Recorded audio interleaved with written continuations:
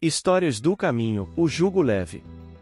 Tomem sobre vocês o meu jugo e aprendam de mim, pois sou manso e humilde de coração, e vocês encontrarão descanso para as suas almas. Pois o meu jugo é suave e o meu fardo é leve. Evangelho de Mateus, capítulo 11, versículos 29 e 30. Se nos atemos ao jugo leve do Cristo, eis que todo o painel se reajusta e renova, porque então, voluntariamente submissos ao cumprimento de nossas obrigações, entenderemos por fim que, seguindo Jesus, perder é ganhar e escravizar-se alguém à felicidade dos outros é adquirir a própria libertação para a vida eterna. Emanuel. O jugo de Jesus. Naquele tempo, respondendo Jesus, disse: Graças te dou a ti, Pai, Senhor do céu e da terra, porque escondeste estas coisas aos sábios e entendidos e as revelaste aos pequeninos. Sábios e entendidos, aqui, simbolizam os que querem aproximar-se de Deus com a fria ciência da terra, que lhes enche o coração de orgulho. Incapazes de abrigar em seu íntimo a fé, falta-lhes a intuição sublime que lhes concederia a sabedoria. Atentos aos fenômenos superficiais, perdem precioso tempo em discussões inúteis e terminam por negar o que não quiseram compreender. Deus não esconde as coisas aos sábios e aos entendidos, é o orgulho que não os deixa vê-las. Ao passo que os pequeninos, isto é, os despidos de orgulho e de presunção, iluminados pela fé pura que lhes concede segura intuição, assimilam facilmente as lições divinas e fazem delas caminho para a felicidade espiritual. Assim é, Pai, porque assim foi de teu agrado. Jesus deposita suas esperanças em Deus, ele sabia que o Pai deu a seus filhos as leis evolutivas pelas quais todos se aperfeiçoarão. Nosso espírito sai bruto do seio de Deus, como é bruto o diamante encontrado no seio da terra. Inúmeros processos de lapidação transformam o diamante escuro e sem forma numa gota de luz. Da mesma maneira, nossa alma será burilada através das reencarnações até brilhar esplendorosamente. Jesus se conforma com a incompreensão da época, porque tinha certeza de que seus ensinamentos jamais se perderiam. No caminho do progresso, o que a alma não aceita hoje, aceitará no futuro. Todas as coisas me foram entregues por meu Pai. E ninguém conhece o Filho senão o Pai, nem alguém conhece o Pai senão o Filho, e a quem o Filho quiser revelar. Jesus é o supremo orientador da coletividade terrena, Deus lhe confiou a terra e o destino dos seus habitantes. Somente Jesus conhecia a Deus e o tornou conhecido dos homens. Antes da vinda de Jesus ao mundo, não conhecíamos o Pai Celestial. De um lado tínhamos o feroz e sanguinário Deus de Moisés, e do outro lado, o politeísmo pagão.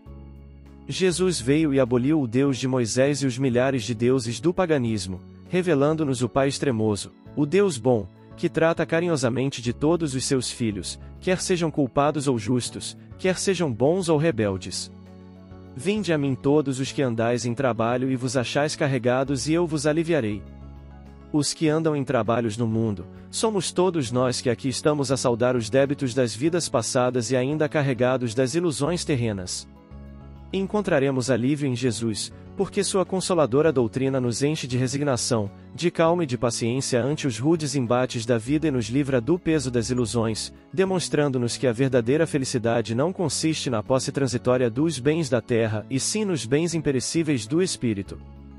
Quando o rigor das expiações nos tocarem e estivermos prestes a vacilar ante as provas, quando o castelo de nossas ilusões ruírem, deixando vazio em nossos corações, quando até daqueles que mais amamos recebermos a repulsa e a ingratidão, quando virmos fenecer as flores da esperança que plantamos nas margens do caminho de nossas existências, não busquemos no mundo um consolo que o mundo não nos pode dar.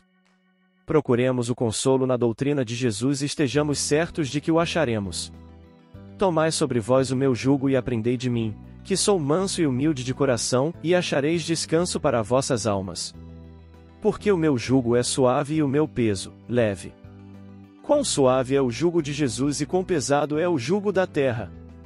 O jugo de Jesus é a humildade, a fraternidade, o perdão, o amor, a resignação, a calma, a paciência e a confiança em Deus, é a paz e a bondade, é a certeza de uma vida eterna, vivida em perene alegria no seio de nosso Pai Celestial, é o doce descanso de nossas almas, que pela fé e pelas boas obras, subirão aos planos divinos. E o jugo da terra é o ódio e a vingança, o desespero e a revolta, a descrença, o egoísmo, o orgulho, a ambição e a concupiscência. O jugo terreno prende em séculos de sofrimentos expiatórios os que não se esforçarem por se livrarem dele. Demonstrando-nos a realidade da vida além túmulo e ensinando-nos e concitando-nos a praticar os preceitos de Jesus, o Espiritismo é uma poderosa força, que muito nos ajudará a libertarmos-nos do jugo terreno e fará com que facilmente aceitemos o suave e leve jugo de Jesus. Eliseu Rigonati. Lágrimas. Vinde a mim, todos os que estáis cansados e oprimidos, e eu vos aliviarei. Jesus. Mateus, capítulo 11, versículo 28. Ninguém como Cristo espalhou na terra tanta alegria e fortaleza de ânimo. Reconhecendo isso, muitos discípulos amontoam argumentos contra a lágrima e abominam as expressões de sofrimento. O paraíso já estaria na terra se ninguém tivesse razões para chorar. Considerando assim, Jesus, que era o mestre da confiança e do otimismo, chamava ao seu coração todos os que estivessem cansados e oprimidos sob o peso de desenganos terrestres. Não amaldiçoou os tristes, convocou-os à consolação. Muita gente acredita na lágrima sintoma de fraqueza espiritual. No entanto, Maria soluçou no Calvário, Pedro lastimou-se. Depois da negação, Paulo mergulhou-se em pranto às portas de Damasco. Os primeiros cristãos choraram nos circos de martírio, mas nenhum deles derramou lágrimas sem esperança. Prantearam e seguiram o caminho do Senhor, sofreram e anunciaram a boa nova da redenção, padeceram e morreram leais na confiança suprema. O cansaço experimentado por amor ao Cristo convertisse em fortaleza, as cadeias levadas ao seu olhar magnânimo transformam-se em laços divinos de salvação. Caracterizam-se as lágrimas através de origens específicas. Quando nascem da dor sincera e construtiva, são filtros de redenção e vida, no entanto, se procedem do desespero, são venenos mortais. Emanuel. Onde estão? Tomai sobre vós o meu jugo, e aprendei de mim, que sou manso e humilde de coração, e encontrareis descanso para as vossas almas. Jesus. Mateus, capítulo 11. Versículo 29. Dirigiu-se Jesus à multidão dos aflitos e desalentados proclamando o divino propósito de aliviá-los. Vinde a mim. Clamou o Mestre. Tomai sobre vós o meu jugo, e aprendei comigo, que sou manso e humilde de coração. Seu apelo amoroso vibra no mundo, através de todos os séculos do cristianismo.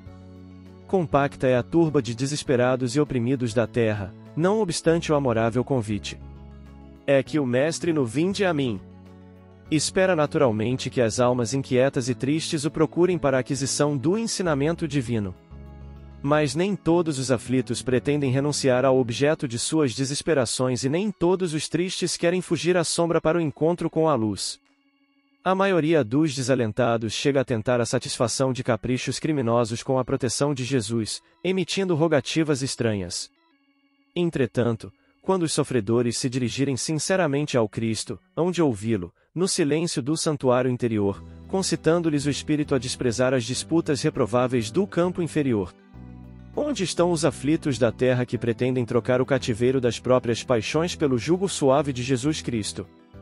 Para esses foram pronunciadas as santas palavras, vinde a mim, reservando-lhes o Evangelho poderosa luz para a renovação indispensável. Emanuel. No paraíso. E respondeu-lhe Jesus, em verdade te digo que hoje estarás comigo no paraíso. Lucas, capítulo 23, versículo 43. À primeira vista, parece que Jesus se inclinou para o chamado bom ladrão, através da simpatia particular. Mas, não é assim. O Mestre, nessa lição do Calvário, renovou a definição de paraíso. Noutra passagem, ele mesmo asseverou que o reino divino não surge com aparências exteriores. Inicia-se, desenvolve-se e consolida-se, em resplendores eternos, no imo do coração. Naquela hora de sacrifício culminante, o bom ladrão rendeu-se incondicionalmente a Jesus Cristo. O leitor do Evangelho não se informa, com respeito aos porfiados trabalhos e às responsabilidades novas que lhe pesariam nos ombros, de modo a cimentar a união com o Salvador. Todavia, convence-se de que daquele momento em diante o ex-malfeitor penetrará o céu. O símbolo é formoso e profundo e dá ideia da infinita extensão da divina misericórdia. Podemos apresentar-nos com volumosa bagagem de débitos do passado escuro, ante a verdade, mas desde o instante em que nos rendemos aos desígnios do Senhor, aceitando sinceramente o dever da própria regeneração, avançamos para a região espiritual diferente, onde todo jugo é suave e todo fardo é leve. Chegado a essa altura, o espírito endividado não permanecerá em falsa atitude beatífica, reconhecendo, acima de tudo, que, com Jesus, o sofrimento é retificação e as cruzes são claridades imortais. Eis o motivo pelo qual o bom ladrão, naquela mesma hora, ingressou nas excelsitudes do paraíso. Emanuel. Consegues ir? Vinde a mim. Jesus. Mateus, capítulo 11, versículo 28. O crente escuta o apelo do Mestre, anotando abençoadas consolações. O doutrinador repete-o para comunicar vibrações de conforto espiritual aos ouvintes. Todos ouvem as palavras do Cristo, as quais insistem para que a mente inquieta e o coração atormentado lhe procurem o regaço refrigerante. Contudo, se é fácil ouvir e repetir o "Vinde a mim" do Senhor, quão difícil é a ir para ele. Aqui, as palavras do Mestre se derramam por vitalizante bálsamo. Entretanto, os laços da conveniência imediatista são demasiado fortes. Além, assinala-se o convite divino, entre promessas de renovação para a jornada redentora. Todavia, o cárcere do desânimo isola o espírito, através de grades resistentes. Acolá, o chamamento do alto ameniza as penas da alma desiludida, mas é quase impraticável a libertação dos impedimentos constituídos por pessoas e coisas, situações e interesses individuais, aparentemente inadiáveis. Jesus, o nosso Salvador, estende-nos os braços amoráveis e compassivos. Com ele, a vida enriquecer-se-á de valores imperecíveis e à sombra dos seus ensinamentos celestes seguiremos, pelo trabalho santificante, na direção da pátria universal. Todos os crentes registram-lhe o apelo consolador, mas raros se revelam suficientemente valorosos na fé para lhe buscarem a companhia. Em suma, é muito doce escutar o "Vinde a mim". Entretanto, para falar com verdade, já consegues ir? Emanuel. Comentários finais. Todos os sofrimentos, misérias, decepções, dores físicas, perda de seres amados, encontram consolação em manter a fé na vida futura, na confiança na justiça de Deus, que o Cristo veio ensinar aos homens. Sobre aquele que, ao contrário, nada espera após esta vida, ou que simplesmente duvida, as aflições caem com todo o seu peso e nenhuma esperança lhe mitiga o amargor. Foi isso que levou Jesus a dizer: "Vinde a mim todos vós que estáis fatigados, que eu vos aliviarei". Entretanto, faz depender de uma condição a sua assistência e a felicidade que promete aos aflitos. Essa condição está na lei por ele ensinada. Seu jugo é a observância dessa lei, mas, esse jugo é leve e a lei é suave, pois que apenas impõe, como dever, o amor e a caridade. Base bibliográfica. Evangelho de Mateus, capítulo 11, versículos 29 e 30. Fé, paz e amor. Pelo Espírito Emanuel, Médium Francisco Cândido Xavier, capítulo 8, Fadiga e Jugo. O Evangelho dos Humildes, Eliseu Rigonati, capítulo 11, João Batista envia 2 discípulos seus a Jesus, jugo de Jesus. Caminho, verdade e vida, pelo Espírito Emanuel, Médium Francisco Cândido Xavier, capítulo 172, Lágrimas. Pão Nosso, pelo Espírito Emanuel, Médium Francisco Cândido Xavier, capítulo 130, Onde estão? Pão Nosso, pelo Espírito Emanuel, Médium Francisco Cândido Xavier, capítulo 81, No Paraíso. Fonte Viva, pelo Espírito Emanuel, Médium Francisco Cândido Xavier, capítulo 5, Consegues ir? O Jugo Leve, trecho de palestra do Venerando Mensageiro da Paz, Divaldo Pereira Franco.